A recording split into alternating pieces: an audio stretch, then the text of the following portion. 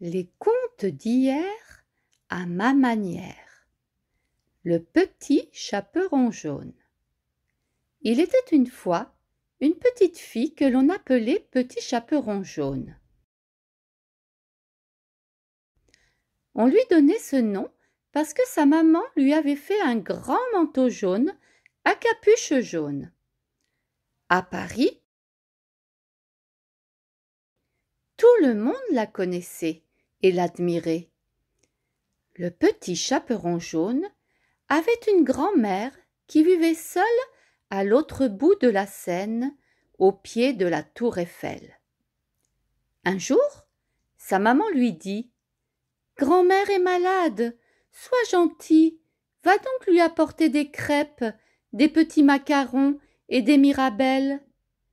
Mais ne te trompe pas de bus, prends bien la ligne 42. Ne t'aventure pas devant les grands magasins, ne parle à personne et reviens avant 18 heures. » Le petit chaperon jaune promit de ne pas s'arrêter en chemin. Toute joyeuse, elle mit son grand manteau jaune à capuche jaune, prit son sac à dos et partit en chantant.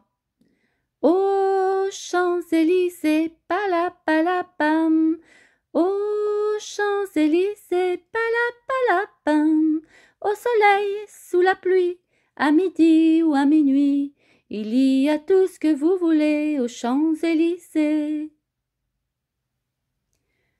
Or, tout près, sur les Champs-Élysées, rôdait un loup affamé.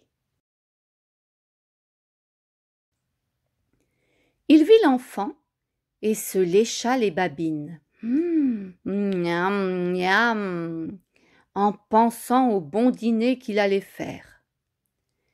Il s'approcha de la petite fille et lui dit d'une voix douce « Bonjour, petit chaperon jaune, où vas-tu comme cela ?»« Je vais chez ma grand-mère qui habite au pied de la tour Eiffel. » Le loup connaissait très bien la petite bâtisse grise couverte de fleurs. Il dit à la petite fille « Excuse-moi, je suis heureux de te connaître, mais je suis pressé. À bientôt !» À ces mots, il courut à toutes jambes s'acheter un grand manteau jaune aux Galeries Lafayette, prit le premier métro, sauta dedans, pensant qu'il y arriverait avant le petit chaperon jaune. En effet, il se retrouva devant l'édifice le premier et sonna à la porte. « Qui est là ?» demanda la grand-mère du fond de son canapé. « Le petit chaperon jaune, » lui dit le loup. « Appuie sur le bouton rouge et pousse la porte, » lui cria la vieille dame à l'interphone, toute joyeuse de voir sa petite fille. Le loup appuya donc sur le bouton rouge et poussa la porte violemment. La grand-mère sursauta d'effroi. Le loup lui arracha sa robe de chambre en laine jaune, ses énormes bigoudis jaunes, ses lunettes jaunes et l'enferma sur le balcon. Il enfila la robe de chambre, se mit les gros bigoudis un peu partout dans ses poils et les lunettes sur sa truffe. Enfin, il s'affala dans le canapé et attendit. Pendant ce temps, le petit chaperon jaune qui s'était attardé à admirer les belles boutiques de vêtements sur les Champs-Élysées sonna à l'interphone de l'édifice de sa grand-mère. Le loup qui l'attendait lui dit avec sa voix la plus douce « Entre, ma petite, je t'attends dans le salon. » Elle poussa la porte, pénétra dans la pièce peu éclairée et se dirigea vers le canapé.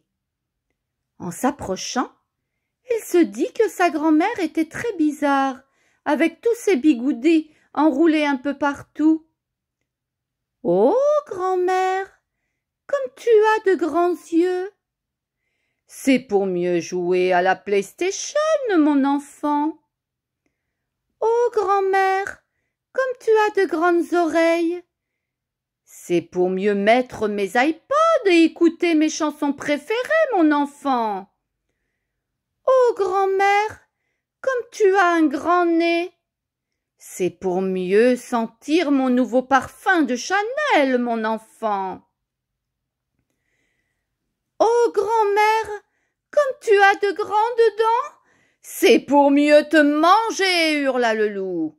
Il se jeta sur la petite fille qui s'enfuya dans la rue. Heureusement, à ce moment-là, passait un agent de police sur sa moto. Il l'entendit crier, entra dans le salon, attrapa le loup, lui mit des menottes et l'emmena dans la prison la plus proche. Le petit chaperon jaune entendit des coups frappés sur la porte de la terrasse qu'elle ouvrit. C'était sa grand-mère, bien sûr. Elles s'embrassèrent très fort. Le petit chaperon jaune promit de ne plus jamais s'arrêter en chemin et de ne plus parler à un inconnu, encore moins si c'est un loup à l'apparence doux et gentil. Elles mangèrent quelques crêpes, les petits macarons et les mirabelles, se promettant de se voir plus souvent. Et voilà, ce petit conte d'hier, à ma manière, s'achève. Faites de beaux rêves.